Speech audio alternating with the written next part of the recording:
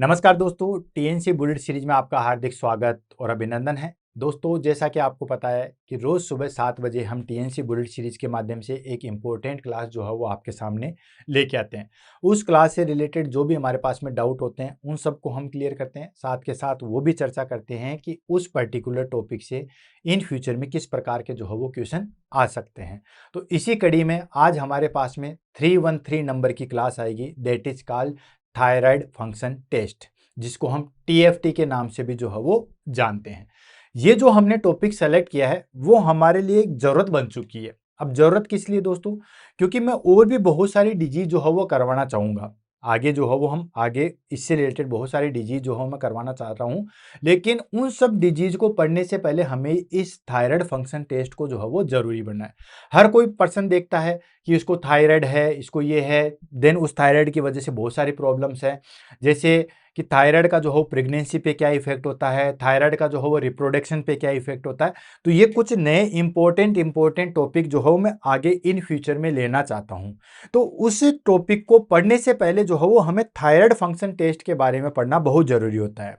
इसलिए मैंने इस क्लास को जो है वो यहाँ पे लिया है, क्योंकि इस क्लास को समझेंगे तभी हम जो है वो आगे वाली चीजें, जैसे मेरा एक क्लास लेने का मतलब है, एक क्लास लेने का जो है प्लान है कि मैं लेना चाह रहा हूं कि प्रेगनेंसी के अंदर जो है वो थायराइड ग्लैंड का क्या रोल होता है। तो थायराइड ग्लैंड का बहुत रोल होता है, क्योंकि बहुत सारी कॉम्प्लिकेशन आती है, वो आजकल हम हॉस्पिटल में डे टू डे एक्टिविटी में देखता हूं। तब मैंने इसको जो है वो देखा और फाइंड आउट किया कि यार ये चीज तो जो है वो हमें बच्चों को पढ़ानी चाहिए। तो पढ़ाने से पहले ये जो बेसिक चीज है उसको हम बताएंगे। तो पहले हम थायराइड फंक्शन टेस्ट को हम पढ़ेंगे, फिर बाकी चीजों को जो है वो देखेंगे। ये भी काफी इंपॉर्टेंट डिजीज जो है वो हमारे पास में है। तो सबसे पहले शुरुआत करने से पहले जो मैं आपको बताना चाहूंगा कि एग्जाम में जो है वो क्या क्वेश्चन आते हैं उसके बारे में बताऊंगा। देन थायराइड ग्लैंड जो है हमने कहाँ पढ़ी उसके बारे में, देन आज की क्लास के अंदर हम क्या पढ़ेंगे उसके बारे में।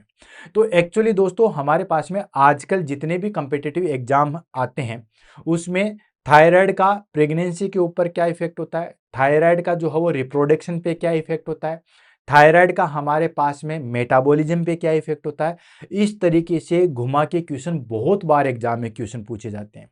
ठीक है, तो इसके लिए हमारे पास में जरूरी है कि इसके फंक्शन टेस्ट को अच्छे तरीके से देखा जाए। क्लियर। दूसरी चीज, थायराइड ग्लैंड के बारे में मोटा मोटी चीज मैंने ऑलरेडी बुलेट सीरीज की एक क्लास ली थी, जिसके अंदर थायराइड ग्लैंड के बारे में, उसके नॉर्मल कहाँ सैचुरेटेड होती है, क्या क्या टिश्यू होते हैं, उनके बारे में जो है वो बताया था। लेकिन आज हम बताएंगे अब इस क्लास से में और इस क्लास में क्या डिफरेंशिएट है। वहां पे मैंने थायराइड ग्लैंड कहाँ सैचुरेटेड होती है, कितना वजन होता है, कितना इसका डायमीटर होता है, क्या क्या जो है वो हार्मोन रिलीज होते हैं, ये सारी चीजें, मतलब कुल मिला के एनाटॉमी एंड फिजियोलॉजी को बताया था। लेकिन आज की क्लास के अंदर जो हो मैं इसका बायोकेमिस्ट्री और पैथोलॉजी लूंगा। कैसे? कि इसकी नॉर्मल वैल्यू क्या होती है, देन टीएसएच की नॉर्मल वैल्यू क्या होती है, टीएसएच हमारे पास में कब इंक्रीज होता है, कब जो है थायराइड जो है वो डिक्रीज होता है, देन प्राइमरी थायराइडिज्म में क्या होता है, सेकेंडरी थायराइडिज्म में क्या होता है, कौन कौन सी चीजें कैसे कैसे चेंजेज आती है, सिर्फ रटने से ही मतलब नहीं होता है। देन थायराइड ग्लैंड में प्रॉब्लम आ रही है तो उसको हम कैसे फाइंड आउट करेंगे। मान लीजिए T3 और T4 हार्मोन, जैसे मैं आपको एग्जांपल बताऊं कि किसी फीमेल के अंदर, मैं आपको एग्जांपल बता रहा हूं, किसी फीमेल के अंदर T3 और T4 हार्मोन जो है वो डिक्रीज है। थायराइड के दोनों हार्मोन है, आपको पता ही है, थायरोक्सिन और ट्राईहाइड्रोथायरोक्सिन, ये दोनों हार्मोन डिक्रीज है। अब आप कैसे फाइंड आउट करोगे? आपके पास में तीनों की वैल्यू भी पता है, T3 की वैल्यू पता है, T4 की वैल्यू भी पता है और TSH की वैल्यू भी आपको पता है, आपने ये टेस्ट करवा लिया। देन आप कैसे फाइंड आउट करोगे कि ये जो थायराइड वाली ग्लैंड है, मतलब T3 और T4 हार्मोन डिक्रीज हो रहा है, वो थायराइड ग्लैंड में प्रॉब्लम है उसकी वजह से है, या पिट्यूटरी ग्लैंड में प्रॉब्लम है जो कि TSH सीक्रेट कर रही है उसकी वजह से, या हाइपोथैलेमस है जो कि TRH सीक्रेट कर रहा है उसमें प्रॉब्लम है। तो ये सारी चीजें जो हूं मैं आपको बताऊंगा, किसमें कौन सी चीज, T3 TSH जो है वो हमारे पास में डिक्रीज है तो TSH इंक्रीज मिलेगा। देन उसके बाद में कौन सा किसमें डिक्रीज है, देन उसकी वजह से TSH T3 डिक्रीज मिला। तो ये सारी चीजें जो हम आज की क्लास में एक्सप्लेन कर रहे हैं, जो इन तीनों के बारे में सिग्निफिकेंटली देख के बता सकता है। तीनों टेस्ट की वैल्यू आपको पता है, आपके सामने रखी हुई है, फिर आप पता लगोगे कि ये प्रॉब्लम तो थायराइड ग्लैंड की वजह से है, या ये प्रॉब्लम पिट्यूटरी ग्लैंड की वजह से, पिट्यूटरी ग्लैंड TSH सीक्रेट नहीं हो रही, इसकी वजह से T3 T4 हार्मोन में गड़बड़ आई है। तो वो सारी चीजें देखेंगे, और ये सारी चीजें देखने की वजह से फिर हमारे पास में प्रेगनेंसी पे क्या इफेक्ट होगा, रिप्रोडक्टिव पे क्या इफेक्ट आएगा, वो सारी चीजें हम जो है वो देखेंगे। आज की क्लास के अंदर हम जो हो वो यही देखने वाले हैं। सबसे पहले बेसिक इंट्रोडक्शन लेंगे थायराइड ग्लैंड के बारे में, ज़्यादा डिटेल से नहीं जाऊंगा। कितना डायमीटर होता है, कितना ब्लड सप्लाई होती है, कौन सी आर्टरी कौन सी नर्वस सप्लाई होती है, ये सब चीज़ें ऑलरेडी मैंने थायराइड ग्लैंड की क्लास लिए वहाँ पे जो है वो करवा रखी है। आप देख लेना, टीएनसी बुलेट सीरीज की 92-93 नंबर की क्लास है, एग्जैक्ट मुझे याद नहीं है, उसी टाइम पे है। अगर आपको क्लासेस नंबर याद नहीं रखना है तो सिंपली आपको जो भी टॉपिक बनाया ना नर्सिंग के अंदर, आपको सिंपली टीएनसी बुलेट डालना है और उसके बाद में उस टॉपिक के बाद नाम डाल देना है। जैसे आपको सिंपली डालना है टीएनसी बुलेट डायबिटीज मेलाइटस, तो आपको टॉपिक मिल जाएगा। टीएनसी बुलेट डायबिटीज इंसिपिडस, वो आपको टॉपिक मिल जाएगा। टीएनसी बुलेट विटामिन के, तो आपको टॉपिक मिल जाएगा। मुझे नहीं लगता, मैं आपको अभी भी गारंटी के साथ कह रहा हूं, 98% टॉपिक आपको जो हो मिल जाएंगे। आप सिर्फ सर्च करके देखना, ठीक है। तो चलते हैं और इस क्लास को आगे बढ़ाते हैं और इसको जो थायराइड फंक्शन टेस्ट है उसको फिनिश करते हैं। एक अच्छी चीज़ ये है कि ये क्लास जो है वो ज़्यादा लंबी नहीं है और बहुत अच्छे तरीके से जो है वो हम इसको फिनिश करने वाले हैं। तो शुरुआत करते हैं और आगे बढ़ते हैं। TFT, that is called thyroid function test. अब थायराइड फंक्शन टेस्ट है, अब इसकी डेफिनेशन क्या होगी? सिंपली नाम से पता चला, थायराइड फंक्शन टेस्ट मतलब थायराइड ग्लैंड से जो हार्मोन आते हैं उसके हार्मोन क्या क्या फंक्शन करते हैं, उसी को हम कहते हैं थायराइड फंक्शन टेस्ट। या जो थायराइड ग्लैंड से जो हार्मोन सीक्रेट हो रहे हैं उस हार्मोन की वैल्यू क्या है, क्या फंक्शन है, उसके बारे में स्टडी जो हमारे पास में TFT कहलाता है, थायराइड फंक्शन टेस्ट कहलाता है। तो देखिए, thyroid function test is a group of blood test, यानी कि थायराइड फंक्शन टेस्ट में क्या है, thyroid function test is a group of blood test use to assess the functioning of thyroid gland which produce hormone that regulate metabolism, growth and development। ठीक है, यानी कि thyroid function test के अंदर हम क्या देखेंगे, थायराइड फंक्शन टेस्ट जो है वो एक ग्रुप ऑफ टेस्ट होता है। ग्रुप ऑफ टेस्ट के अंदर हम जो है बेसिकली क्या क्या करते हैं, इसके अंदर T3 करते हैं, T4 करते हैं एंड TSH करते हैं, ये ध्यान रखना। ठीक है, ये सारी चीजें कहते हैं। और इसके अंदर हम क्या करते हैं, इसके अंदर हम असेस करते हैं, क्या चीज असेस करें, functioning of thyroid gland, thyroid gland सही तरीके से फंक्शन कर रही है या नहीं कर रही है, वो असेस करते हैं। और उसके द्वारा जो हार्मोन सीक्रेट हुए, कौन कौन से हार्मोन सीक्रेट हुए, T3 और T4, ये दो हार्मोन जो है वो सीक्रेट हुए हैं। ठीक है, हार्मोन यही सीक्रेट हुए हैं, ये तो पूरे टोटल हम TFT में करते हैं। TSH तो जो है वो पिट्यूटरी ग्लैंड से सीक्रेट होता है। जो हार्मोन सीक्रेट कर रहे हैं वो हमारे पास में मेटाबॉलिज्म से, ग्रोथ से या डेवलपमेंट से रिलेटेड क्या क्या चीजें कर रहे हैं। और वैसे बेसिकली आपको मोटा मोटी चीज पता ही है कि जो थायराइड ग्लैंड से जो हार्मोन सीक्रेट होते हैं वो हमारे पास में मेटाबॉलिज्म, बेसल मेटाबॉलिज्म रेट, उसको कंट्रोल करते हैं। जो हमारे पास में ग्रोथ होती है उसको मेंटेन करते हैं, और साथ के साथ जो हमारे पास में डेवलपमेंट होता है उसको जो है वो मेंटेन करते हैं। यही तो हमारे पास में थायराइड ग्लैंड का जो है वो फंक्शन होता है। अब हम बात कर लेते हैं कि थायराइड ग्लैंड का एक मोटा मोटी ओवरव्यू लेते हैं, ज्यादा हम नहीं लेंगे, ऑलरेडी हमने पहले पढ़ रखा है, इसलिए फटाफट जो है वो इस स्लाइड को फिनिश करते हैं, देन आगे बढ़ेंगे। एक छोटा मोटा जो है वो रिव्यू तो हमारे पास में बनता है। वो रिव्यू क्या है, the thyroid gland is a butterfly shaped endocrine gland located in the neck below the larynx. ठीक है, थायराइड ग्लैंड यहीं पे जो है वो हमारे पास में सैचुरेटेड होती है। ठीक है, कैसे, ये देखिए, ये हमारे पास में आप देख सकते हो, थायराइड ग्लैंड कहाँ सैचुरेटेड हो रही है, नेक के अंदर सैचुरेटेड हो रही है। ठीक है, और ये बटरफ्लाई शेप में होती है। बटरफ्लाई भी तो ऐसी होती है हमारे पास में कि जिस तरीके से हमारे पास में जैसे ये है, तो बटरफ्लाई भी ऐसी होती है। आई थिंक मेरी इतनी पेंटिंग तो नहीं है, लेकिन बटरफ्लाई लगभग जो है वो ऐसी ही होती है। लाइक इसमें ये दो हमारे पास में जो है वो फाइबर्स नहीं है, बाकी यही होती है। ये देखो, ये पूरी बटरफ्लाई शेप की होती है। तो ये बटरफ्लाई शेप की होती है, नेक में जो है वो सैचुरेटेड होती है। एंड इट सीक्रेट, अब ये चीजें ध्यान से रहे, इट सीक्रेट टू हार्मोन्स। अब बेसिकली थायराइड ग्लैंड से जो हो बेसिकली दो हार्मोन निकलते हैं। अब आप कहोगे कि सर एक और निकलता है कैल्सिटोनिन, इसका भी मैं आपको डिटेल से बताता हूं। It secrete thyroxine and triiodothyroxine, T3 and T4 hormone निकलते हैं, एंड कैल्सिटोनिन। अब बात करोगे सर कैल्सिटोनिन भी थायराइड ग्लैंड से निकलता है, अब इसका मैं आपको रीजन बताता हूं। बेशक नो डाउट ये थायराइड ग्लैंड से निकलता है, बट थायराइड ग्लैंड पर्टिकुलर या थायराइड ग्लैंड के टिश्यू इसको नहीं बनाते। वो कैसे, जैसे हमारे पास में जो है वो थायराइड ग्लैंड के, ये हमारे पास में थायराइड ग्लैंड है, मैंने एक स्पेसिमेन लिया है, लो मैं इसको चौको लेता हूं, जो बटरफ्लाई से काट के हमने थायराइड ग्लैंड लिया है।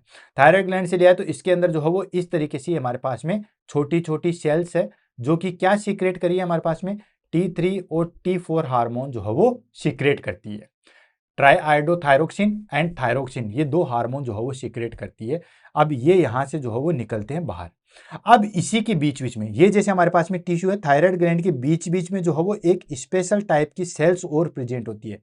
स्पेशल टाइप की सेल्स और प्रेजेंट होती है जिसको बोलते हैं पैराफोलिकल सेल्स। क्या बोलते हैं? पैराफोलिकुलर सेल्स, ठीक है, या इसको सी सेल्स के नाम से भी जो है वो जाना जाता है। अब ये सी सेल्स क्या करती है? ये हमारे पास में एक स्पेशल हार्मोन का सीक्रेशन करती है, दैट इज कॉल्ड कैल्सिटोनिन। ये किसका सीक्रेशन करेगी दोस्तों? ये हमारे पास में कैल्सिटोनिन का जो है वो सीक्रेशन करती है। तो ये कैल्सिटोनिन हमारे पास में जो है वो कैल्शियम को रेगुलेट करता है बेसिकली, ठीक है, कैल्शियम का रेगुलेट करता है। कैल्सिटोनिन और parathyroid hormone PTH, parathyroid hormone और कैल्सिटोनिन, ये दोनों हार्मोन जो है वो हमारे पास में रेगुलर करते हैं। एक पैराथायराइड हार्मोन की बात करें, मैं थोड़ा सा बता देता हूँ। पैराथायराइड हार्मोन क्या करता है हमारे पास में? पैराथायराइड हार्मोन जो है वो कैल्शियम को कहीं से भी निकाल के ब्लड में बढ़ाने का काम करता है। समझ में आ गया? पैराथायराइड हार्मोन कैल्शियम को बोन से उठाता है, इंटेस्टाइन से उठाता है, रीअब्जॉर्बेशन करवाता है, और फाइनली जो है वो क्या करता है दोस्तों हमारे पास में कैल्शियम लेवल को जो है वो इंक्रीज करता है। और कैल्सिटोनिन क्या करता है? ये जो ब्लड के अंदर कैल्शियम है उसको पकड़ के बोन के ऊपर चिपकाने का काम करता है, उसको करता है। तो ये हो गया। तो ये हो गया हमारे पास में कैल्सिटोनिन। तो कैल्सिटोनिन नो डाउट हमारे पास में थायराइड ग्लैंड से सीक्रेट होता है, बट थायराइड जो टिश्यू होते हैं वहां से नहीं होता है। थायराइड ग्लैंड के अंदर स्पेशल टाइप की जो सेल्स है, पैराफोलिकल सेल्स है, वहां से जो है वो सीक्रेट होता है, वहां से जो है वो होता है। क्लियर है? इसलिए हम आज की क्लास के अंदर मेजोरिटी रूप से बार बार चर्चा सिर्फ T3 और T4 की कर रहे हैं, कैल्सिटोनिन की नहीं कर रहे। क्यों नहीं कर रहे वो मैंने आपको बता दिया था। थायराइड ग्लैंड से जरूर निकलता है, लेकिन थायराइड ग्लैंड में एक स्पेशल टाइप की सेल्स होती है, उसका और किसी चीज से जो है वो लिंकअप नहीं रहता है, मतलब TSH भी उसको कंट्रोल नहीं करता है, ठीक है। देन उसके बाद हमारे पास में the secretions of thyroid hormone is regulated by, ठीक है। अब ये जो हमारे पास में थायराइड ग्लैंड के जो हार्मोन थे कौन कौन से? T3 और T4, इसको कंट्रोल कौन करता है? तो इसको दो हार्मोन कंट्रोल करते हैं। एक होता है हमारे पास में TRH जो हाइपोथैलेमस से सीक्रेट होता है, और एक TSH जो पिट्यूटरी ग्लैंड से सीक्रेट होता है। तो पहले इसके डिटेल हम देख लेते हैं, देन उसके बाद बताते हैं। TRH हो गया हमारे पास में थायरोट्रोपिन रिलीजिंग हार्मोन, क्लियर है, फ्रॉम हाइपोथैलेमस। एंड TSH हो गया thyroid stimulating hormone, and it secret from pituitary gland, that is anterior pituitary gland, ठीक है। एंटीरियर पिट्यूटरी ग्लैंड से जो है वो सीक्रेट होते हैं। अब इसको थोड़ा सा डिटेल से हम देखते हैं ताकि ये सारी चीजें समझ में आ जाए। तो दोस्तों ये हमारे पास में जैसे पिट्यूटरी ग्लैंड है, लो मैं थोड़ा सा इसको ऊपर उठा देता हूँ। Oh shit shit shit shit, ये लो, ठीक है, इसको जो हूँ मैं थोड़ा सा ऊपर उठा के करता हूँ। ये जैसे हमारे पास में आ गया। अब देखो ये हमारे पास में पिट्यूटरी ग्लैंड है, राइट। इस तरीके से हमारे पास इसमें जो है वो पिट्यूटरी ग्लैंड, जो ये लो ये पिट्यूटरी ग्लैंड है, और इसके दो पार्ट हो गए, राइट। ये हो गया हमारे पास में एंटीरियर पिट्यूटरी, और ये हो गया हमारे पास में पोस्टीरियर पिट्यूटरी। मैं ज़्यादा डिटेल में नहीं जाऊँगा क्योंकि ऑलरेडी मैंने pituitary gland, hypothalamus, thyroid gland जो है वो बता रखी है, ठीक है। अब देखो बहुत समय पहले तक जो है वो ये बोला जाता था कि पिट्यूटरी ग्लैंड जो है वो हमारे पास में मास्टर ग्लैंड होती है। क्यों? क्योंकि ये बाकी ग्लैंड पे जो है वो कंट्रोल करती है। बाकी ग्लैंड कैसे? थायराइड पे कंट्रोल करती है। कैसे? TSH रिलीज करके, thyroid stimulating hormone. TSH secret होगा, थायराइड स्टिमुलेटिंग हार्मोन, नाम से पता है ये थायराइड ग्लैंड को जाके स्टिमुलेट कर देता है, ठीक। ऐसे हमारे पास में एड्रिनल ग्लैंड है, उसको स्टिमुलेट करने के लिए ACTH सीक्रेट करता है, एडिनोकोर्टिकोट्रोपिक रिलीजिंग हार्मोन, ठीक है। एडिनोकोर्टिकोट्रोपिक हार्मोन ये क्या करता है हमारे पास में? ये एड्रिनल ग्लैंड को जो है वो हमारे पास में स्टिमुलेट करता है, ये भी पिट्यूटरी ग्लैंड से। तो बहुत समय पहले तक ये माना गया था, इवन मैंने भी जब पढ़ा था तब यही पढ़ा था कि पिट्यूटरी ग्लैंड जो है मास्टर ग्लैंड होती है। लेकिन बाद में जब पता चला कि actually pituitary gland master gland नहीं होती, इसके ऊपर भी जो है वो एक बॉस होता है, और उस बॉस का क्या नाम दिया? उस बॉस का नाम दिया हमने हाइपोथैलेमस। ये हमारे पास में हाइपोथैलेमस है, ये इसको जो है वो कंट्रोल करता है। मतलब हाइपोथैलेमस से कुछ हार्मोन रिलीज होते हैं, वो पिट्यूटरी को बोलते हैं, पिट्यूटरी फिर आगे जो है वो करती है, ठीक है। तो ये हाइपोथैलेमस होता है। अब एंटीरियर पिट्यूटरी से हमारे पास में लगभग जो है वो 6 हार्मोन सीक्रेट होते हैं, पोस्टीरियर पिट्यूटरी से जो है वो 2 हार्मोन सीक्रेट होते हैं, ठीक है। 2 हार्मोन कौन कौन से? वेसोप्रोसिन एंड ऑक्सीटोसिन। वेसोप्रोसिन जिसका दूसरा नाम एंटी डाययूरेटिक हार्मोन है, तो ये दो जो है वो सीक्रेट होते हैं, ADH प्लस ऑक्सीटोसिन, ये लो शॉर्ट फॉर्म में। इससे हमारे पास में 6 हार्मोन सीक्रेट होते हैं, कौन कौन सा? इससे होता है हमारे पास में that is growth hormone secrete होता है, थायराइड स्टिमुलेटिंग हार्मोन सीक्रेट होता है, एड्रेनोकोर्टिकोट्रोपिक हार्मोन सीक्रेट होता है, प्रोलैक्टिन हार्मोन सीक्रेट होता है, ल्यूटिनाइजिंग हार्मोन सीक्रेट होता है, FSH follicle stimulating hormone secrete होता है। ये सारे हार्मोन सीक्रेट होते हैं। हमारे पास में काम का सिर्फ आज ये है टीएसएच। ठीक, ये जो है वो थायराइड को स्टिमुलेट करने वाला हार्मोन है। मतलब पिट्यूटरी ग्लैंड जो है वो टीएसएच सीक्रेट करेगी तो वो थायराइड को स्टिमुलेट कर देगा। यहां तक चीज समझ में आ गई। लेकिन टीएसएच को भी कौन कंट्रोल करता है, ये बात आ गई। तो हाइपोथैलेमस में हमारे पास में एक हार्मोन है जिसको हम बोलते हैं टीआरएच। ये क्या होता है, thyrotropin releasing hormone. TRH secret होगा तो ये टीआरएच जो है वो टीएसएच को बोलेगा। टीआरएच जो है वो मेन सीईओ है, किसी कंपनी का सीईओ है टीआरएच, वो सीक्रेट होगा, वो टीएसएच को वो टीएसएच बढ़ाएगा। टीएसएच बढ़ाएगा, वो टीएसएच आगे जो है वो थायराइड ग्लैंड में जाके अटैक करेगा, फिर वो T3 T4 को जो है वो बढ़ाएगा। ठीक है। और अगर हम बात करते हैं मैकेनिज्म के बारे में, तो दोस्तों ये हमारे पास में नेगेटिव फीडबैक मैकेनिज्म पे जो है वो काम करता है। अब नेगेटिव फीडबैक मैकेनिज्म क्या होती है, इसको समझते हैं ताकि ये सारा जो है वो चीज आप समझ में आ जाए। इसलिए आपको इस चीज को समझो। ये क्या है दोस्तों, हमारे पास में हाइपोथैलेमस। ठीक है, यह हाइपोथैलेमस है। इससे जो है वो हार्मोन सीक्रेट हुआ, कौन सा, टीआरएच, थायरोट्रोपिक रिलीजिंग हार्मोन। ठीक है, ब्रेन से हार्मोन सीक्रेट हुआ। ये हाइपोथैलेमस सीधा जो है वो टीआरएच सीक्रेट किया। ये टीआरएच सीधा अटैक करता है हमारे पास में पिट्यूटरी ग्लैंड पे। किस पे अटैक करता है, पिट्यूटरी ग्लैंड पे। और पिट्यूटरी ग्लैंड पे अटैक करता है तो एंटीरियर पिट्यूटरी पे करता है, जहां पे हमारे पास में 6 हार्मोन सीक्रेट होते हैं। ये देखो, एंटीरियर पिट्यूटरी से 6 थे, हमें टीएसएच की जो, ये टीएसएच थायराइड स्टिमुलेटिंग हार्मोन, नाम से पता चला, रटो मत, सिर्फ समझो, thyroid stimulating hormone TSH. TRH क्या हो गया, थायरोट्रोपिन रिलीजिंग, मतलब रिलीज करने वाला, थायरोक्सिन को या थायरोक्सिन को रिलीज करने वाला। तो हाइपोथैलेमस ने टीआरएच रिलीज किया, तो यहां से टीएसएच रिलीज हुआ एंटीरियर पिट्यूटरी से। ये टीएसएच रिलीज करके सीधा अटैक करेगा थायराइड ग्लैंड पे। थायराइड ग्लैंड पे अटैक करेगा तो थायराइड स्टिमुलेटिंग हार्मोन, स्टिमुलेटिंग है, तो इसकी वजह से T3 T4 हार्मोन जो है वो हमारे पास में क्या हो जाएगा दोस्तों, इंक्रीज हो जाएंगे। T3 और T4 हार्मोन जो है वो हमारे पास में इंक्रीज हो जाएंगे। और ये हार्मोन इंक्रीज होने की वजह से ये सेल्स पे अटैक करेंगे। ये सेल्स पे अटैक करेंगे तो हमारे पास में क्या होगा दोस्तों, ये सारे के सारे इंक्रीज होंगे। अब देखो, इसकी वजह से होगा तो इसकी वजह से हमारे पास में T3 और T4 ये दोनों इंक्रीज हुए। ठीक है, इंक्रीज हुए। अब ये नेगेटिव फीडबैक मैकेनिज्म पे काम करता है। Negative feedback mechanism in the sense, अब नेगेटिव फीडबैक मैकेनिज्म कैसे, अगर हमारे पास में ब्लड के अंदर T3 T4 हार्मोन ज्यादा है तो वो सीधा इंफॉर्मेशन देके ब्रेन को कि भाई हमारे पास जितना T3 T4 चाहिए था वो हमारे पास में ठीक है। तो ये इंफॉर्मेशन यहाँ पे देंगे, तो ये एंटीरियर पिट्यूटरी पे इंफॉर्मेशन देंगे कि भाई हमारे पास में T3 T4 बहुत है, हमें नहीं चाहिए। तो ये नेगेटिव करेगा, फिर ये TSH को जो है वो घटा देगा, कम कर देगा। और ये साथ के साथ हाइपोथैलेमस पे भी अटैक करेगा। ठीक है, कि भाई T3 T4 बहुत है, हमें जरूरत नहीं है, तो आप अपना TRH कम कर लो, हमें जरूरत नहीं है, तो फिर TRH कम हो जाएगा। ये हो गया नेगेटिव, मतलब ज्यादा हुआ तो उसको नेगेटिव करके। Almost 90% hormone negative feedback mechanism पे काम करते हैं। किस पे, नेगेटिव फीडबैक मैकेनिज्म पे जो है वो काम करते हैं 90%। अब ऐसे कौन से हार्मोन है जो पॉजिटिव फीडबैक मैकेनिज्म पे काम करते हैं, तो कुछ याद है तो बताइए दोस्तों। ऑक्सीटोसिन। कैसे, यहां तो ये ज्यादा हो गया तो इंफॉर्मेशन दिया तो कम करवा दिया, ये नेगेटिव वाली चीजें जो है वो चली गई है, देखो माइनस माइनस।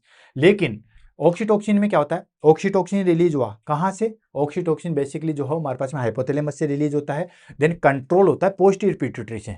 तो ऑक्सीटोसिन रिलीज हुआ हाइपोथैलेमस से, पिट्यूटरी ग्लैंड में, पोस्टीरियर पिट्यूटरी पे वहां पे सैचुरेटेड है। अब पोस्टीरियर पिट्यूटरी ग्लैंड से जो है वो सीक्रेट होता है। जैसे ही सीक्रेट हुआ अटैक कहां करेगा, यूट्रस पे। जैसे यहाँ पे थायराइड है वहां पे यूट्रस पे अटैक करेगा। यूट्रस का कॉन्ट्रेक्शन हुआ, यूट्रस का कॉन्ट्रेक्शन हुआ तो क्या कहा, हाँ हाँ कॉन्ट्रेक्शन हो रहा और ज्यादा दो।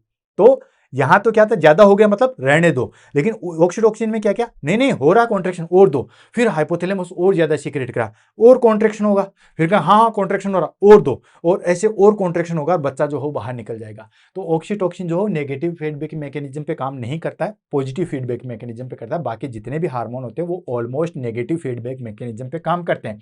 अगर आपसे पूछे कोई भी हार्मोन के बारे में, चाहे वो हमारे पास में कोर्टिसोल हो, T3 हो, T4 हो, या और कोई भी हार्मोन हो, एफएसएच हो, कुछ भी हो, ऑलमोस्ट सारे के सारे नेगेटिव फीडबैक मैकेनिज्म पे काम करते हैं। ऑक्सीटोसिन पॉजिटिव फीडबैक मैकेनिज्म पे काम करता है। अगर आपको सारी चीजें याद नहीं रहे तो सीधा टिक करके आ जाना है नेगेटिव फीडबैक मैकेनिज्म पे। अब इसको समझिए जो थे, अब क्या था देखिए, रटना नहीं है। इंक्रीज T3 T4, क्या है, इंक्रीज T3 T4, तो वो क्या करवाएगा, इनहिबिट करवाएगा, मतलब रोकेगा किसको, TSH एंड TRH। रोक रहा है या नहीं रोक रहा, यहाँ पे देख लीजिए, तो रटने की जरूरत नहीं है, ऐसे आप कब तक रटोगे। एंड डिक्रीज T3 T4 है, अगर T3 T4 डिक्रीज है, कम है, तो कहेगा कि यार T3 T4 है ही नहीं है, मेरे को और बेच, तो फिर स्टूमुलेट कर देगा TSH एंड TRH को। यहां तक चीज समझ में आ गई। अगर ये चीज समझ में आ गई ना, तो यूं मान लो आपने 70% आज की क्लास को जो है वो समझ लिया है। तो चलो आगे बढ़ते हैं और इस चीज को जो है वो और बढ़ते हैं। अब बात कर लेते हैं हमारे पास में purpose of thyroid function test, क्यों हम थायराइड फंक्शन टेस्ट जो है वो करवा रहे हैं, या TFT हम क्यों पढ़ रहे हैं। ठीक है भाई, हम TFT या थायराइड फंक्शन टेस्ट क्यों करवाते हैं, तो ये करवाते हैं diagnosed hypothyroidism and hyperthyroidism. Hypothyroidism का मतलब क्या होता है, decrease T3 and T4 hormone, ये हो गया हमारे पास में हाइपोथायराइडिज्म। एंड हाइपरथायराइडिज्म हो गया increase T3 and T4 hormone. T3 T4 hormone जो है वो इंक्रीज हो जाता है, उसको हाइपरथायराइडिज्म, और T3 T4 जो है वो डिक्रीज होता है, उसको होता है हाइपोथायराइडिज्म। तो हाइपरथायराइडिज्म और हाइपोथायराइडिज्म को हमें आइडेंटिफाई करना है, तो ये चीज डायग्नोस करने के लिए हम क्या करते हैं दोस्तों, ये चीज करते हैं। नेक्स्ट आ जाता है हमारे पास में monitor treatment of thyroid disorder. Thyroid जो डिसऑर्डर है उसके ट्रीटमेंट को मॉनिटर करने के लिए, भाई थायराइड ग्लैंड सही तरीके से काम कर रही है, उसको मॉनिटर करने के लिए हम जो है वो थायराइड फंक्शन टेस्ट करते हैं, राइट। तो रटना नहीं है, समझ में आ रहा है भाई। T3 T4 हार्मोन को चेक करेंगे तो हाइपरथायराइडिज्म हाइपोथायराइडिज्म का पता चल जाएगा। एंड थायराइड ग्लैंड काम कर रही है या और कोई डिसऑर्डर तो नहीं है, उसको हम देखने के लिए हम TFT करते हैं, थायराइड फंक्शन टेस्ट करते हैं। And screen for congenital hypothyroidism in newborn. Newborn के अंदर कंजेनाइटल हाइपोथायराइडिज्म ना हो, कंजेनाइटल मतलब जन्मजात, हाइपोथायराइडिज्म मतलब थायराइड ग्लैंड का सिक्रेशंस कम होना, तो कंजेनाइटल हाइपोथायराइडिज्म तो नहीं है, उसको जांचने के लिए। एंड लास्ट आता है यूलेट पिट्यूटरी ग्लैंड फंक्शन। देखो पिट्यूटरी ग्लैंड का फंक्शन भी यूलेट करने के लिए, अब आपको सर पिट्यूटरी ग्लैंड का फंक्शन हम कैसे यूलेट करेंगे, ऑफ कोर्स करेंगे, क्योंकि थायराइड फंक्शन में हम 3 टेस्ट करते हैं, कौन कौन सा, T3 T4 एंड TSH। तो अगर TSH में कोई प्रॉब्लम आएगी तो सीधा सीधा रिलेशनशिप कहां बैठेगा, पिट्यूटरी ग्लैंड से। तो ये हमारे पास में पर्पज है जिसके कारण हम जो है वो TFT करते हैं। क्लियर। नेक्स्ट आता है हमारे पास में component of thyroid function test. Thyroid function test के क्या क्या कंपोनेंट थे, ऑफ कोर्स कम से कम 20 बार तो मैं आपको जो है वो बता चुका हूं कि थायराइड फंक्शन टेस्ट के जो है वो क्या क्या कंपोनेंट थे। तो पहला आ जाता है हमारे पास में थायराइड स्टिमुलेटिंग हार्मोन TSH। ठीक है, तो ये हमारे पास में कहां से सीक्रेट होता है, ये हमारे पास में पिट्यूटरी ग्लैंड से सीक्रेट होता है। पिट्यूटरी ग्लैंड में भी कहां से, एंटीरियर पिट्यूटरी से होता है, ऑलरेडी हमने डिस्कस कर रखा है। तो देखो most sensitive and first line test for thyroid function, यानी कि ये जो है वो हमारे पास में first line test and thyroid function test है। Most sensitive and first line जो है वो हमारे पास में टेस्ट होता है TSH। ठीक, and secreted by anterior pituitary, कहां से सीक्रेट हो रहा है दोस्तों, एंटीरियर पिट्यूटरी से सीक्रेट हो रहा है, to stimulate thyroid hormone production. यानी कि ये हमारे पास में TSH है, कहां से सीक्रेट हो रहा है, ये एंटीरियर पिट्यूटरी से सीक्रेट हो रहा है, जो कि आगे चल के किसको स्टिमुलेट करेगा, ये हमारे पास में थायराइड ग्लैंड के हार्मोन को, that is called T3 T4 के हार्मोन को जो है वो स्टिमुलेट करता है। नेक्स्ट आ जाता है हमारे पास में थायरोक्सिन। ठीक है, T4 इसका आ गया हमारे पास में thyroxine, main hormone produce by thyroid gland. Thyroid gland के द्वारा जो है वो मेन हार्मोन यही होता है जो प्रोड्यूस होता है। ठीक है, एंड एग्जिस्ट एज किस किस जो है वो किस किस कंडीशन में होता है, टोटल T4 मतलब बाउंड और plus free hormone, free hormone और बाउंड हार्मोन मतलब बंधा हुआ और फ्री वाला। जैसे मान लो हमारी सेना है, तो कुछ सेना जो है वो बॉर्डर पे है, कुछ जो है वो हमारे पास में हेडक्वार्टर में है, तो दोनों को अगर मिला देंगे वो आ जाएगी टोटल सेना। ठीक है, टोटल सोल्जर्स वो आएंगे, तो ये आ गया हमारे पास में टोटल T4 मतलब bound plus free hormone. Free T4 और बाउंड T4 मतलब यूं समझिए, बाउंड T4 और फ्री T4 दोनों को मिला के ये टोटल T4 होता है। अगर हमें फ्री सिर्फ T4 जानना है, FTH, कई बार जो हो टेस्ट में आप देखोगे FTH लिखा होता है, फ्री TH मतलब जो फिजियोलॉजिकली एक्टिव है, जो बाउंड है वो अभी स्टोर है, उसका भी काम नहीं है। जैसे मान के चलिए मैं आपको कहूं कि हमारे घर के अंदर जो है वो आटा कितना है, ठीक है, आटा तो थोड़ा सा अलग हो जाए, चलो चावल की मान लेते हैं, तो 1 कट्टा तो हमारे स्टोर रूम में रखा हुआ है चावल का, और 5 किलो की जो हो बंटी या जो भी हमारे पास में जार है वो हमने किचन में रख रखा है। तो टोटल हमारे पास में है कितना, मान लीजिए 40 किलो का जो है वो एक बोरी हमारे पास में स्टोर रूम में रखी हुई है। तो टोटल हमारे पास में राइस कितने हैं, 45 किलो। 40 किलो जो स्टोर में है, 5 किलो जो हमारे पास में किचन में है, 45 किलो है। लेकिन अगर मैं कहूँ यूज में आने वाले, जैसे अभी यूज में लेते हैं, ठीक है, चाबी हमारे पास में मम्मी के पास है, अभी चावल बनाने हैं, तो अभी मैं कितना राइस यूज कर सकता हूँ, सिर्फ 5 किलो। तो वही चीज है, टोटल थायरोक्सिन हार्मोन मतलब बाउंड प्लस फ्री हार्मोन, और फ्री टीएच मतलब सिर्फ फिजियोलॉजिकली जो एक्टिव है तो वो आता है फ्री टीएच, ठीक है। फ्री वाले फिजियोलॉजी, जो बाउंड है जो स्टोर है उसको हम काउंट नहीं करते हैं। तो कई टेस्ट में अगर आपके पास में T4 लिखा हुआ है मतलब वो टोटल है, बाउंड वाला भी प्लस फ्री हार्मोन पे। अगर वो FTH है, FT4 है, ठीक है, तो वो हमारे पास में फ्री वाला है मतलब फिजियोलॉजिकली जो एक्टिव है। क्लियर, ये हो गया थायरोक्सिन। तीसरा आ जाता है हमारे पास में, that is called triiodothyroxine, T3, triiodothyroxine. ये क्या होता है, more potent than T4 but less in quantity. ये पेटेंट होता है, मोर पोटेंट होता है, बट क्वांटिटी में जो है वो लेस होता है। एंड आल्सो मेजर, ये भी सेम उसी तरीके से, total T3 and free T3, same जैसे हमारे पास में वो था T4 वाला वैसे ही है। तो ये हमारे पास में मोर पोटेंट होता है, ध्यान रखना, ये एग्जाम में काफी बार जो क्वेश्चन पूछा जा सकता है, बट क्वांटिटी में जो है वो कम होता है। T4 के कंपैरिजन में T3 जो है वो हमारे पास में कम क्वांटिटी में होता है। क्लियर हो गया, तो तीनों हार्मोन जो है वो क्लियर हो गए। TSH जो मेन इंपॉर्टेंट है, मेन सेंसिटिव है, और ये जो है वो पिट्यूटरी ग्लैंड से जो है वो सीक्रेट होता है, एंटीरियर पिट्यूटरी से होता है। ये जो है वो स्टिमुलेट करता है T3 T4 को। सेकंड आ गया हमारे पास में थायरोक्सिन, ये हमारे पास में जो है मोस्ट इंपॉर्टेंट थायराइड ग्लैंड का हार्मोन है, जो कि हमारे पास में फ्री और बाउंड दोनों के टोटल के रूप में जो है वो प्रेजेंट होता है। सेम ऐसे ट्राईआइडोथायरोक्सिन, ये T3 के रूप में होता है, ये मोर पोटेंट होता है, बट क्वांटिटी में जो है वो लेस होता है। अब बात कर लेते हैं हमारे पास में थायराइड एंटीबॉडी टेस्ट, ठीक है। T3 T4 के साथ साथ हम थायराइड एंटीबॉडी टेस्ट भी जो है वो करते हैं, ठीक है। वो किस लिए, कि कोई एबनॉर्मलिटी या कोई कार्सिनोमा चीज तो थायराइड ग्लैंड में नहीं है, वो भी हम टेस्ट कर लेते हैं। मेजोरिटी रूट में TFT के अंदर हम T3 T4 TSH ही करते हैं, लेकिन कई बार हमें जो है वो आगे की चीजों को देखने के लिए भी जो है वो हम कर सकते हैं, यानी कि उसमें हम थायराइड एंटीबॉडी टेस्ट करते हैं, use to detect auto immune thyroid gland. यानी कि इसके अंदर हम क्या करते हैं दोस्तों, ऑटो इम्यून थायराइड डिजीज, ठीक है, जैसे हाशिमोटो डिजीज है और ग्रेव डिजीज है। ग्रेव डिजीज ऑलरेडी मैंने बुलेट सीरीज के अंदर करवा रखी है, और हाशिमोटो डिजीज मैंने ऑलरेडी बुलेट सीरीज के अंदर करवा रखी है, तो आप देख लीजिएगा वहां पे। हाशिमोटो नहीं करवा रखी हो तो कहीं ना कहीं मैंने इसको जो है वो बता रखा है। तो थायराइड ग्लैंड के अंदर जो है वो ग्रेव डिजीज है या हाशिमोटो डिजीज है, उसके पता लगाने के लिए हम थायराइड एंटीबॉडी टेस्ट करते हैं। इसके अंदर हम क्या चेक करते हैं, एंटी थायराइड प्रोडक्ट एंटीबॉडी जो है वो चेक करते हैं, anti TPO anti thyroid peroxidase antibody check करते हैं, ठीक है, and anti thyroglobulin antibody check करते हैं, anti TG, and TSH receptor antibody check करते हैं, TRA एंटीबॉडीज। ये बेसिकली जो है वो ग्रेव डिजीज में जो है वो हमें देखने को मिलती है, और ये दोनों जो है वो हमारे पास में thyroid cancer that is called Hashimoto disease में जो है वो देखने को मिलती है। कौन कौन सी, एंटी थायराइड प्रोक्सीडेज एंटीबॉडीज या एंटी थायरोग्लोबिन एंटीबॉडी जो है वो हमें हाशिमोटो डिजीज या थायराइड कैंसर के अंदर देखने को मिलती है, और थायराइड रिसेप्टर एंटीबॉडी जो है वो हमें कहाँ देखने को मिलती है, ग्रेव डिजीज में देखने को मिलती है। तो ध्यान रखना, एग्जाम में ये भी पूछा जा सकता है कि ग्रेव डिजीज के अंदर जो है वो कौन सी एंटीबॉडी देखने को मिलती है, तो दोस्तों TSH रिसेप्टर एंटीबॉडी देखने को मिलती है। नेक्स्ट आ जाता है हमारे पास में थायरोग्लोबिन।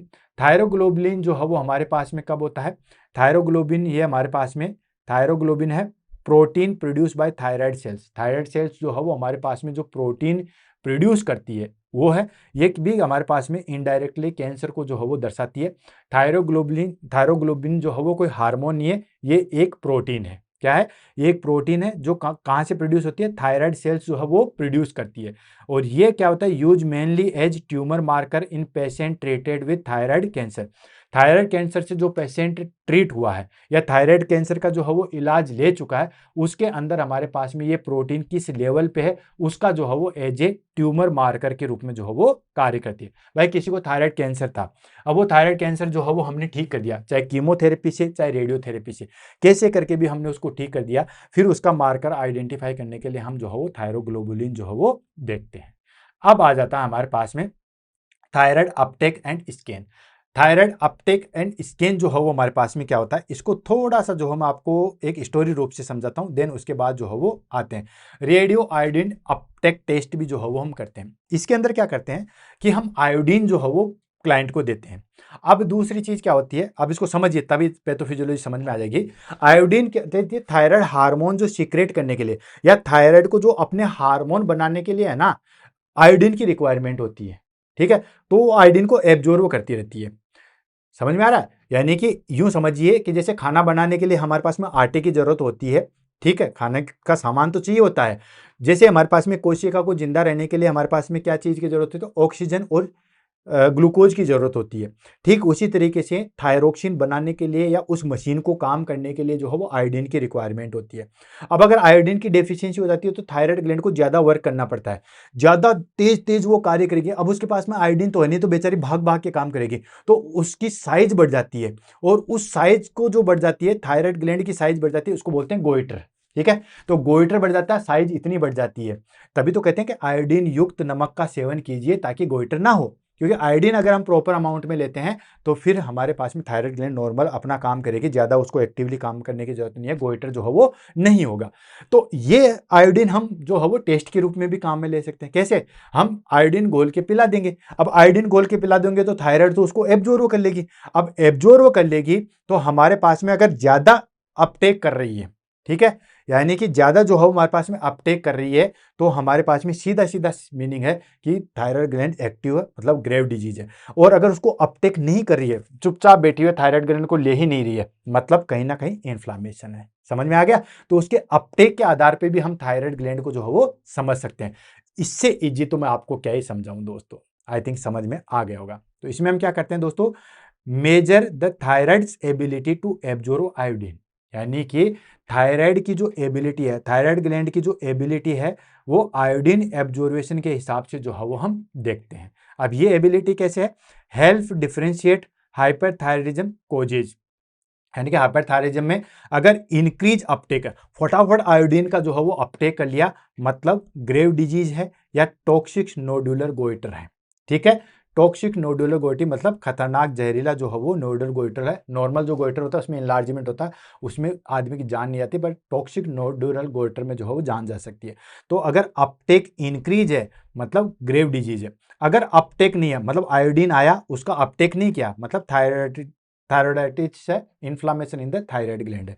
तो ध्यान रखना, ये भी चीज जो है वो ध्यान रखना, किसके अंदर जो है वो अपटेक बढ़ जाता है, किसके अंदर जो है वो घट जाता है। तो इन्फ्लामेशन के अंदर जो है वो अपटेक घट जाता है, और ग्रेव डिजीज के अंदर जो है वो हमारे पास में अपटेक जो है वो बढ़ जाता है।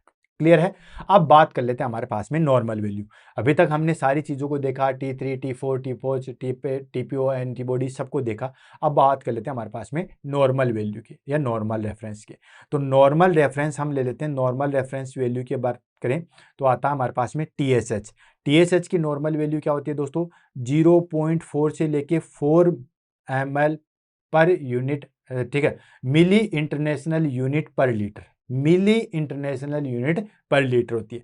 फ्री THH की बात करें तो उसमें हमारे पास में 0.8 से लेके 2.0 नैनोग्राम पर डेसीलीटर। अब देखो यहाँ पे ध्यान से रखना, फ्री TH है, अगर सिंपली T4 आता है तो फिर इसमें हमारे पास में ये रेंज बढ़ जाती है। तो कल को आप जो है वो देखो कि 3 लेके 8 नैनोग्राम पर डेसीलीटर है, सर ने हमें गलत बता दिया। सर ने आपको गलत नहीं बता दिया, सर ने आपको फ्री T4 के बारे में बताया, सिर्फ फ्री TH जो यानी कि जो फिजियोलॉजिकली थायरोक्सिन हार्मोन है उसके बारे में बताया। तो वो होता है हमारे पास में 0.8 से लेके 2 नैनोग्राम पर डेसीलीटर होता है। क्लियर? ऐसे हमारे पास में फ्री T3, फ्री ट्राईहाइड्रोथायरोक्सिन की बात करें तो ये 2.3 से लेके 4.2 पिकोग्राम पर ml होता है। अब बहुत सारे बच्चे कहेंगे कि सर ये तो ज्यादा है, आपने कहा वहां कम होता है।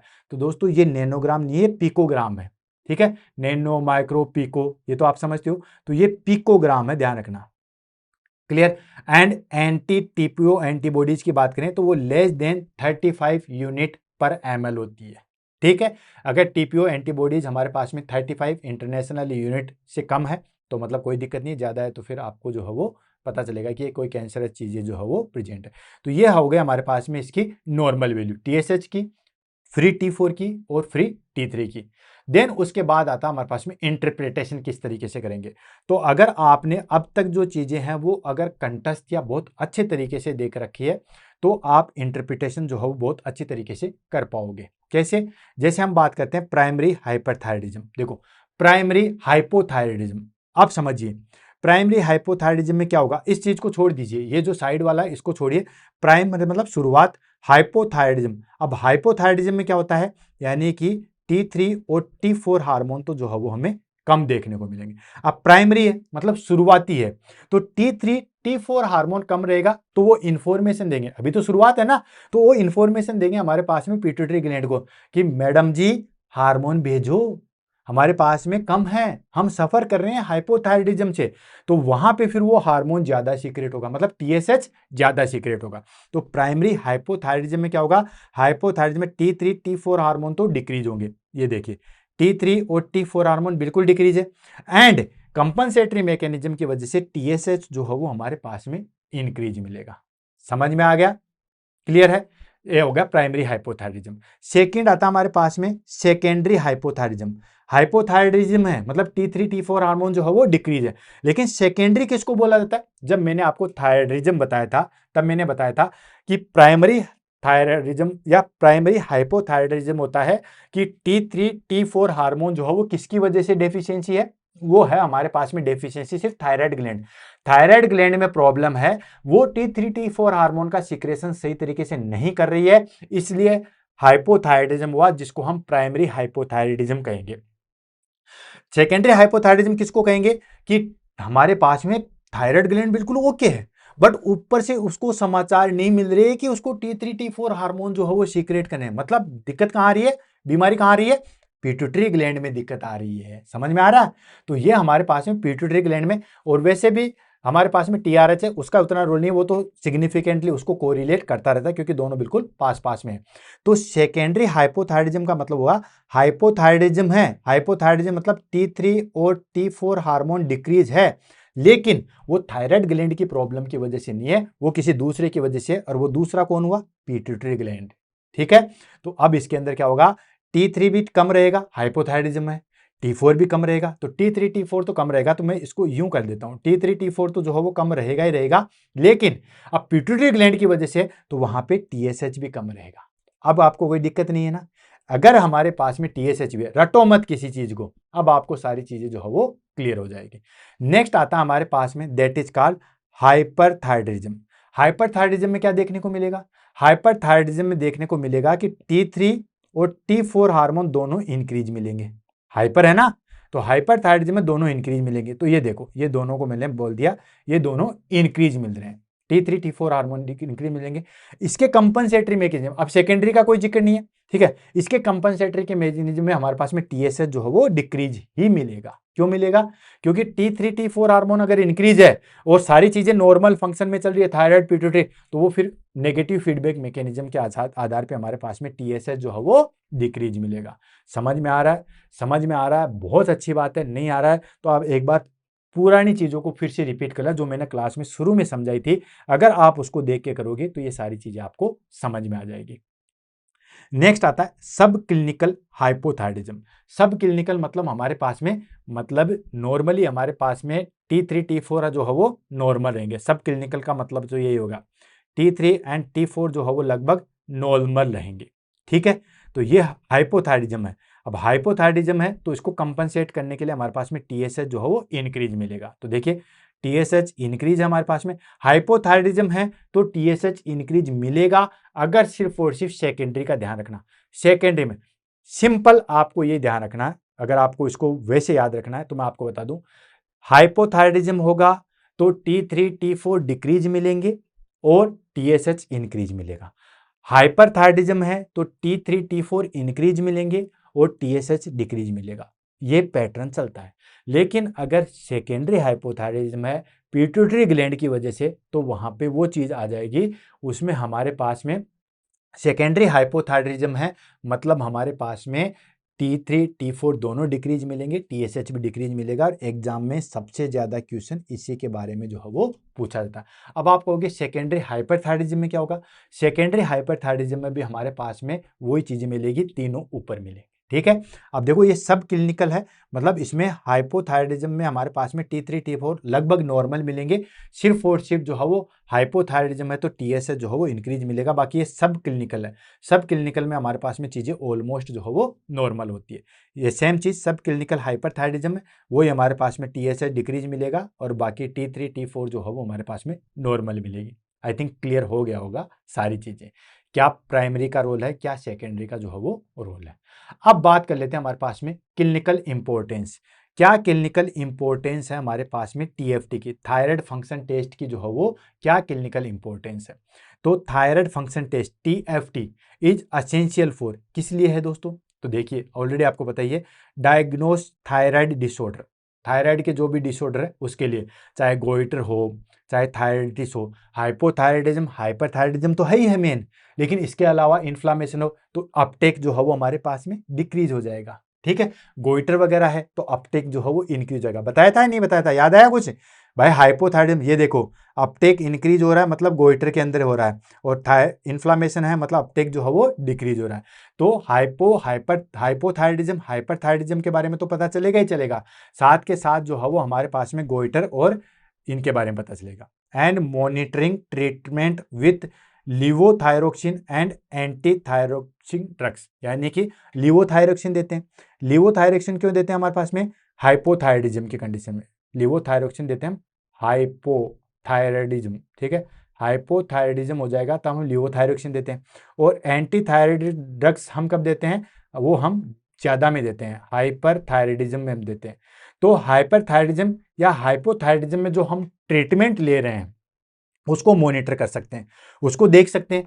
ये ट्रीटमेंट करने से हमारे पास में T3 T4 हार्मोन पे कितना इंपैक्ट हुआ, कितना इंक्रीज हुआ, कितना डिक्रीज हुआ, टेस्ट करेंगे तभी तो पता चलेगा। तो हाइपरथायराइडिज्म में हम जो है वो क्या करते हैं, हाइपरथायराइडिज्म में इसलिए एंटी देते हैं क्योंकि बढ़ी हुई है तो कम करना है, तो एंटी थायराइड ड्रग्स देंगे। एंड हाइपोथायराइडिज्म में हम लिवोथायरोक्सिन देते हैं, तो हमारे पास में हम थायराइड हार्मोन बढ़ाने के लिए हम दे रहे हैं, तो टेस्ट से तो पता चलेगा कि हम जो ड्रग्स दे रहे हैं वो ठीक है या नहीं है। जैसे मान के चलिए हाइपोथायराइडिज्म है किसी को और हम लिवोथायरोक्सिन दे रहे हैं, लिवोथायरोक्सिन मान के चलिए कि 25 माइक्रोग्राम दे रहे हैं, क्या है माइक्रोग्राम देते हैं, माइक्रोग्राम में देते हैं, लेकिन उसका T3 और T4 हार्मोन अभी भी जो है वो हमारे पास में डिक्रीज आ रहा है, तो हमें इसकी क्वांटिटी बढ़ानी पड़ेगी, फिर हमें 50 माइक्रोग्राम जो है वो देनी पड़ेगी। तो इसके हिसाब से जो है वो हम इसको मैनेज कर सकते हैं। क्लियर?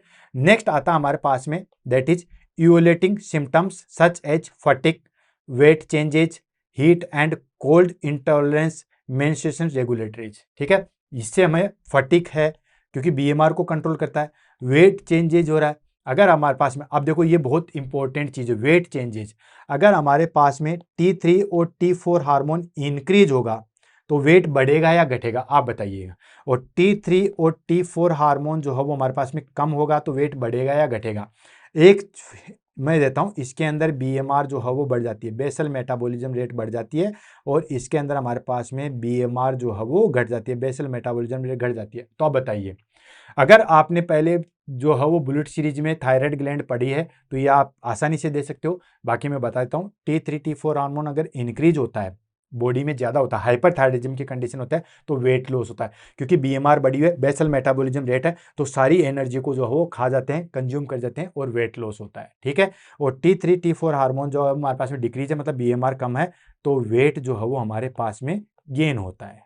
क्लियर है? यहाँ से एक चीज जो है वो समझ में आ गई। इसीलिए कहता हूँ किसी भी चीज को दोस्तों रटो मत, रटी हुई चीज आप एक दिन याद रख सकते हो, 2 दिन याद रख सकते हो, 5 दिन याद रख सकते हो सकता है रटी हुई चीज आप 10 दिन याद रख लो या 50 चीजें याद रख लो, लेकिन हर चीजें याद नहीं रखते। इसलिए हर चीज को कंसेप्ट वाइज जो है वो क्लियर करो और सारी चीजों को जो है वो अच्छे तरीके से पढ़ो। तो ये हो गया हमारे पास में क्लिनिकल इंपॉर्टेंस। क्या क्या चीजें डायग्नोसिस करते हैं, हाइपोथायराइडिज्म को तो करते ही करते हैं, साथ के साथ गोइटर और थायराइडिटिस को करते हैं। देन उसके बाद लिवोथायरोक्सिन और एंटी थायराइड ड्रग्स हम दे रहे हैं, उसका इंपैक्ट किस तरीके से उसको हम देखते हैं। एंड जो भी हमारे पास में सिम्टम्स हैं जैसे फटिक है, वेट चेंजेज है, वो सारी चीजें जो है वो देखते हैं। नेक्स्ट आ जाता है हमारे पास में नर्सिंग रिस्पॉन्सिबिलिटी। नर्सिंग रिस्पॉन्सिबिलिटी क्या है, मतलब हमारे पास में नर्सिंग की क्या रिस्पॉन्सिबिलिटी है। अगर किसी क्लाइंट का हमें टीएफटी करना है, थायराइड फंक्शन टेस्ट करना है, तो नर्सिंग की क्या क्या रिस्पॉन्सिबिलिटी बनती है। फर्स्ट रिस्पॉन्सिबिलिटी मतलब प्री टेस्ट से क्या बनती है, ड्यूरिंग टेस्ट क्या बनती है, और आफ्टर टेस्ट जो है वो क्या बनती है। तो इसको हम लेते हैं, देन आगे इस टॉपिक को जो है वो फिनिश करते हैं। तो प्री टेस्ट से पहले हमें जो है वो क्या क्या करना है, तो आपने देखा होगा दोस्तों कि बेसिकली जो है वो हमारे पास में जब टीएफटी वगैरह करते हैं तो ज़्यादा उसमें जो है वो नहीं करते हैं, लेकिन एक्चुअल में आपको बता दूं टीएफटी में एक रिसर्च ये भी आया है कि आपको फास्टिंग रिक्वायर्ड ज़्यादा अच्छा होता है। थायराइड में अगर फास्टिंग रहोगे तो ज़्यादा अच्छा रहेगा। तो देखो, explain the purpose for the test to the patient. Patient को सबसे पहले जो है वो एक्सप्लेन करोगे कि ये टेस्ट जो है वो हम क्यों कर रहे हैं। बिना एक्सप्लेन के आप जो है वो टेस्ट नहीं करोगे।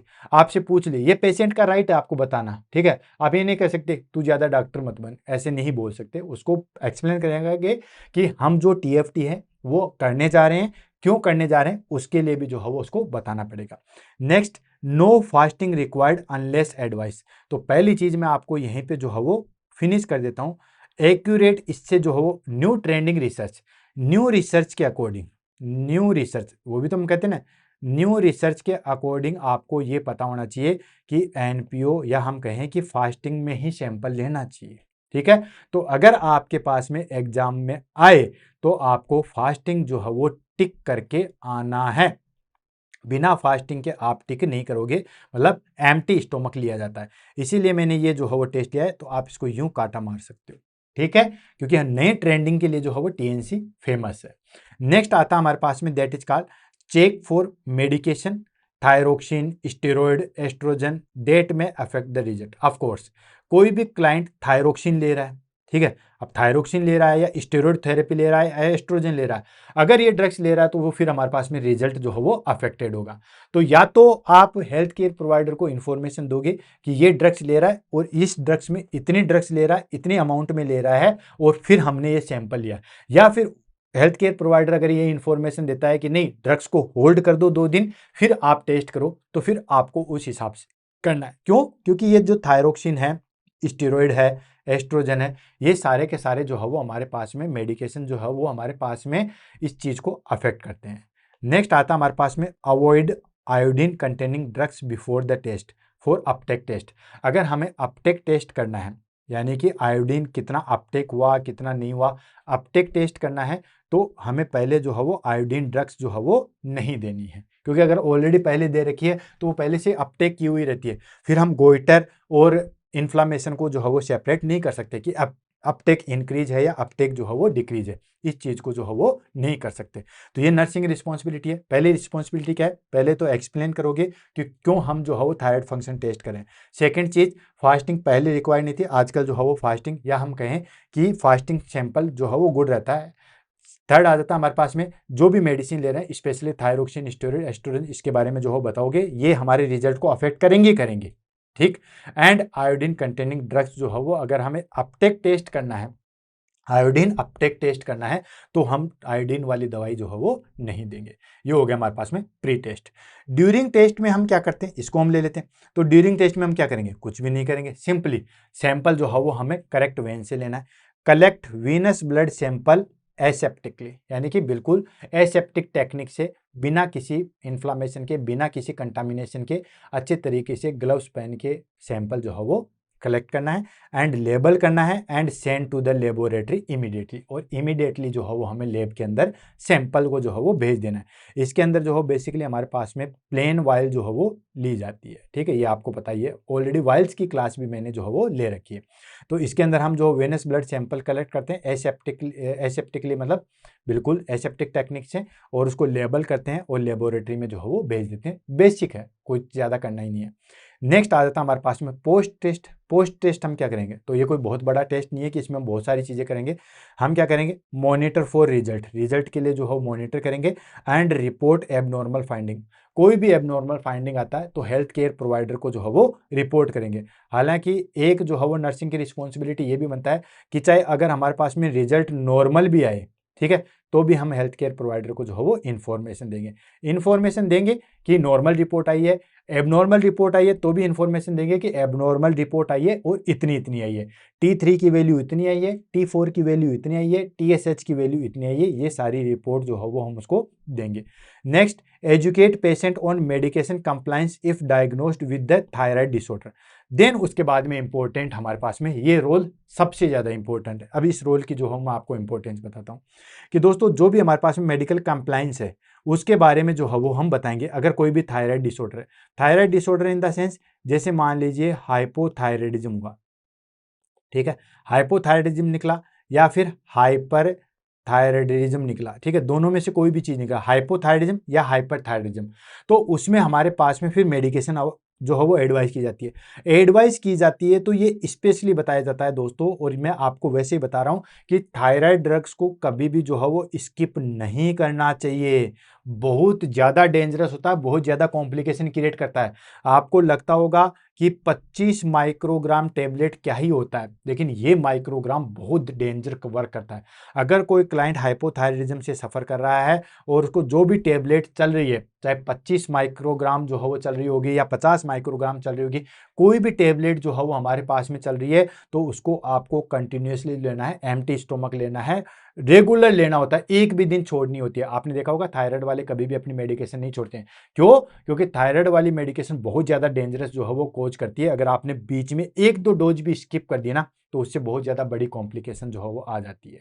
इसीलिए जो मेडिकल कंप्लायंस है वो इसमें सबसे ज्यादा ध्यान में रखा जाता है। क्लाइंट को स्पेशली बताया जाता है कि आप कहीं भी जाओ तो भी अपने साथ में एक दो दवाई जो है वो पॉकेट के अंदर रखो, कि इमरजेंसी कंडीशन में अगर आप कहीं गए, रिश्तेदारी में गए या कहीं पे भी ट्यूर पे गए, तो आपको ये मेडिसिन लेनी है, चाहे हाइपोथायराइडिज्म की हो चाहे हाइपरथायराइडिज्म की हो, ठीक है। एंड फॉर आयोडीन टेस्ट, अगर क्लाइंट ने आयोडीन टेस्ट करवाया या आयोडीन टेस्ट हमने किया, आयोडीन रीअपटेक टेस्ट किया है, तो हम क्या करेंगे, उसको जो है वो advise to avoid close contact with others for 24 hours if radio active material use. अगर हमने आयोडीन यूज किया, और आयोडीन जो है वो बेसिकली हम यूज करते हैं वो रेडियो एक्टिव आयोडीन यूज करते हैं। बेसिकली क्या करते हैं दोस्तों, रेडियो एक्टिव आयोडीन जो है वो हम यूज करते हैं। तो ये जो हमारे पास में रेडियो एक्टिव आयोडीन है, इसके लिए हम कहते हैं कि आप जो है वो दूसरे लोगों के कांटेक्ट में ज्यादा ना रहें, एटलीस्ट 24 आवर्स जो है वो आप उनके कांटेक्ट में ज्यादा ना रहें। क्यों? क्योंकि उस रेडियो एक्टिव से उसको देना तो मजबूरी था, उसको दे रहे हैं तभी तो हमने टेस्ट किया, लेकिन उसकी वजह से दूसरों को नुकसान ना हो जाए, इसलिए उसको एडवाइस करते हैं कि आप 24 आवर्स जो है वो ज्यादा किसी के कांटेक्ट में ना रहें। साथ के साथ जो है वो वाटर इनटेक के लिए उसको बोलते हैं, वाटर इनटेक उसको बढ़ा देते हैं। क्यों बढ़ा देते हैं? वो इसलिए बढ़ा देते हैं दोस्तों, ताकि वो इसलिए बढ़ा देते हैं ताकि हमारे पास में आयोडीन जो है वाटर के साथ जो है वो बाहर निकल जाए। तो उसको बोलेंगे कि आप ज़्यादा से ज़्यादा जो है वो पानी पीजिए, ताकि आप जो है वो उस आयोडीन को बाहर निकाल सकें, ठीक है। 24 घंटे में हमारे पास में ये चीज़ें होती है। तो मोस्ट इंपॉर्टेंट चीज़ थी कि अगर जो भी फाइंडिंग आई, चाहे नॉर्मल चाहे एबनॉर्मल, वो हम हेल्थ केयर प्रोवाइडर को बताएंगे। देन उसके बाद एजुकेट करेंगे, अगर कोई भी एबनॉर्मल फाइंडिंग आई है तो उसकी वजह से हमें ट्रीटमेंट डॉक्टर्स ने एडवाइस किया है। हाइपोथायराइडिज्म है तो वो ट्रीटमेंट लेगी, देन हाइपरथायराइडिज्म है तो वो ट्रीटमेंट लेगा, जो भी है। तो उसके बारे में बताएंगे कि आप ट्रीटमेंट शुरू कर रहे हो तो फिर छोड़ना मत, और न आप अपटेक कर सकते हो, और कोशिश ये करनी है कि आपको फिक्स टाइम पे लेनी है। जैसे सुबह 7 बजे लेनी है तो सुबह 7 बजे लेनी होती है, इसीलिए इसको फिक्स किया जाता है कि खाने से पहले जो है वो लिया जाता है। और अगर रेडियो अपटेक आयोडीन टेस्ट किया गया है, तो उसमें हम अगर रेडियो एक्टिव आयोडीन यूज किए और ऑलमोस्ट वही यूज करते हैं, तो हम कहेंगे कि 24 घंटे आप ज़्यादा किसी के कॉन्टेक्ट में मत रहो, क्योंकि रेडियो एक्टिव आयोडीन जो है वो दूसरों में भी जा सकती है। और अगर रेडियो एक्टिव आयोडीन यूज नहीं किए तो आप रह सकते हो। प्लस वाटर इनटेक जो है वो बढ़ा दिया जाता है। अब फटाफट जो है वो इसके की पॉइंट ले लेते हैं और इस टॉपिक को जो है वो फिनिश करते हैं। तो की पॉइंट जो हमेशा याद रखने हैं कौन कौन से, TSH thyroid stimulating hormone is the most sensitive indicator of thyroid dysfunction. Thyroid dysfunction का मोस्ट सेंसिटिव जो है वो कौन सा होता है हमारे पास में दोस्तों, TSH होता है। देन फ्री हार्मोन लेवल चाहे वो T3 का हो, ट्राई हाइड्रोक्सी थायरोक्सिन का हो या फिर थायरोक्सिन का हो, free T3 free T4 are preferred over total value of accuracy. अगर हमारे पास में जैसे मान लीजिए दो टेस्ट है, एक टेस्ट के अंदर हमारे पास में TSH की वैल्यू है, एक के अंदर T3 की वैल्यू है, एक के अंदर T4 की वैल्यू है, राइट। और दूसरी लेब वाले ने TSH की वैल्यू दी है, देन फ्री T3 की वैल्यू दी है एंड फ्री T4 की वैल्यू दी है, तो इसमें ज़्यादा सिग्निफिकेंटली कौन सा होगा? ये वाला जो है वो ज़्यादा अच्छा है। क्यों है? क्योंकि इसने जो फंक्शनल वाले हैं वो दिए हैं। हालांकि दोनों ने अच्छी अच्छी वैल्यू दी है, अपनी जो नॉर्मल वैल्यू है अच्छे तरीके से टेस्ट किया है, लेकिन ये जो है वो हमारे पास में ज़्यादा सिग्निफिकेंटली होता है। क्लियर है? तो free hormone level that is called free T3 free T4 are preferred over total level of accuracy. Accuracy अगर हमें चेक करना है तो FT3 FT4 को हम प्रेफर करेंगे। अगर ये पॉसिबल नहीं है तो फिर हम इस पे जाएंगे ही जाएंगे, और ऑलमोस्ट यही करवाते हैं ज़्यादातर। ठीक, नेक्स्ट आता है हमारे पास में auto antibodies tests help identify auto immune thyroid disease. जो हम ऑटो एंटीबॉडीज टेस्ट कर रहे हैं, ठीक है, चाहे वो हमने हाशिमोटो का किया था या फिर हमने थायराइड कैंसर का किया था, वो हमारे लिए जो है वो काफ़ी ज़्यादा इंपॉर्टेंट रोल प्ले करते हैं। TFT thyroid function test abnormalities can occur with non thyroid illness that is called euthyroid 6 syndrome. Euthyroid 6 syndrome क्या होता है इसको देखिए। अब आप कमेंट करके जो है वो यूरोथायराइड 6 सिंड्रोम के बारे में जो है बताओ। यूथायराइड 6 सिंड्रोम में क्या होता है? बेसिकली हमारे पास में इसके अंदर हमारे पास में लेवल जो है वो एबनॉर्मल होते हैं, यानी कि जो लेवल होते हैं ब्लड के, जो लेवल होते हैं वो एबनॉर्मल होते हैं, लेकिन फंक्शनल जो है वो ऐसा क्लाइंट जो है वो कोई ऐसा साइन सिम्टम जो है वो प्रोड्यूस नहीं करता है। जो क्लाइंट की अगर हम बात करें तो क्लाइंट के जो फंक्शन है वो नॉर्मल होते हैं, फंक्शन जो है वो नॉर्मल होते हैं। ठीक है, तो ये हमारे पास में TFT thyroid function test abnormality can occur with non thyroid illness. जैसे यूथायराइड 6 सिंड्रोम होता है। यूथायराइड 6 सिंड्रोम में क्या होता है? इसके अंदर हमारे पास में लेवल जो होते हैं, मतलब T3 T4 TSH, इनके जो लेवल है वो एबनॉर्मली जो है वो लो होते हैं, वो एबनॉर्मल होते हैं। ठीक है, एबनॉर्मल होते हैं, और एबनॉर्मल में जो है हमारे पास में लो होते हैं, लेकिन क्लाइंट के जो बिल्कुल फंक्शन है वो बिल्कुल नॉर्मल होते हैं, मतलब वैल्यू एबनॉर्मल होती है, बाकी क्लाइंट जो हो बिल्कुल नॉर्मल होता है। इसको हम बोलते हैं यूथायराइड 6 सिंड्रोम। वो भी हमें आइडेंटिफिकेशन क्रॉस चेक करना है। ऐसा नहीं है कि डायरेक्टली आपने जो है वो TFT करवाया देन उसके बाद एबनॉर्मल है आपने स्टार्ट कर दिया, और भी बाकी चीज़ें भी उसकी BMR वगैरह फटिक वगैरह वो सारी चीज़ें भी जो है वो कोरिलेट करके फिर ही जो है वो आपको मेडिकेशन स्टार्ट करनी है। क्लियर है? तो दोस्तों इसी के साथ आज हमारे पास में TFT थायराइड फंक्शन टेस्ट जो है वो क्लियर होता है। ये जो क्लास है वो आपको काफ़ी ज़्यादा हेल्पफुल होगी आपके दैनिक जीवन में भी, जो चीज़ें सीखने के पर्पज़ से भी है, और साथ के साथ जो है वो आपको आगे बढ़ने के हिसाब से भी जो है वो काफ़ी ज़्यादा इंपॉर्टेंट है। तो दोस्तों इसी के साथ आज की क्लास से अलविदा लेते हैं। मिलते हैं कल सुबह 7 बजे नए वीडियो के साथ। तब तक के लिए दोस्तों all the best, have a nice day. Thank you so much.